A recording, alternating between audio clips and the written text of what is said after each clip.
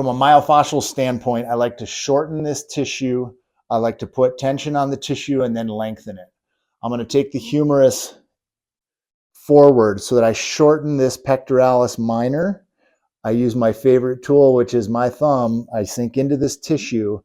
Now I've got Heather's shoulder off the edge of the table, so I can retract this shoulder blade while I lengthen that tissue, pushing down towards the floor and lengthen that tissue underneath my tension.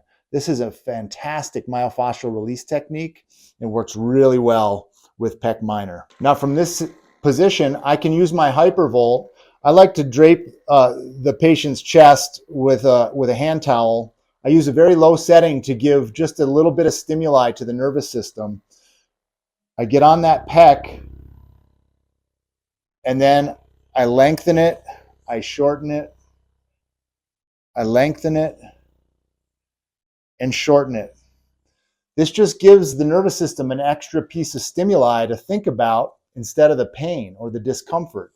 It's a great tool to facilitate or inhibit the muscle depending on what frequency you use with the hypervolt.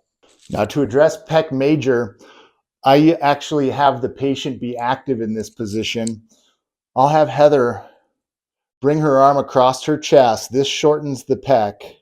I'm going to drop my fingertips right onto just below the clavicle, kind of in between the sternum and the clavicle.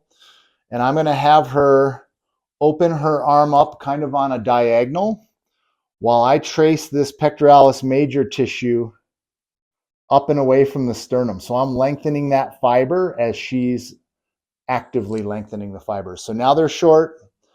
I add tension, a little compression. And again, this is a great active release to help open up that myofascia and create more glide between those tissues. Okay, so if you watch this channel long enough, you'll hear me talk about contract, relax stretches or contract, relax isometric releases. This is an awesome position to get pec major. I have the patient, in this case Heather, have her put her hand on her breast so that I can create some stability by pushing down into the sternum. We're going to take this arm and we're going to abduct it so that we lengthen those pectoralis fibers.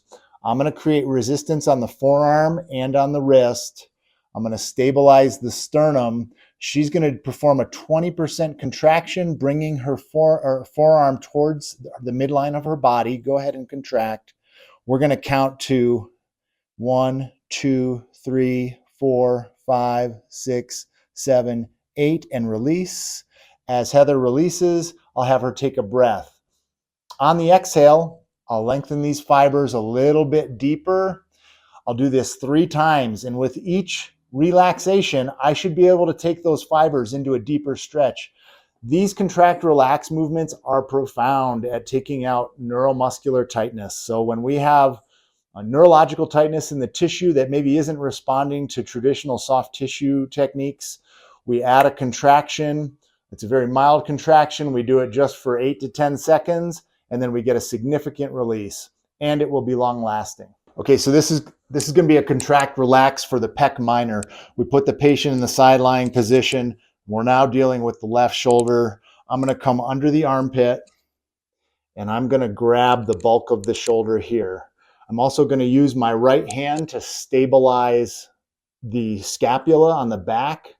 Now, I'm going to bring Heather's shoulder back into retraction, and I'm going to have her contract by taking her shoulder and bringing it down towards the midline and pressing it down towards the floor. Again, 20% effort, 8 to 10 second contraction 3 times. So Heather, go ahead and bring that shoulder down towards the floor and towards the midline of your body. Hold that.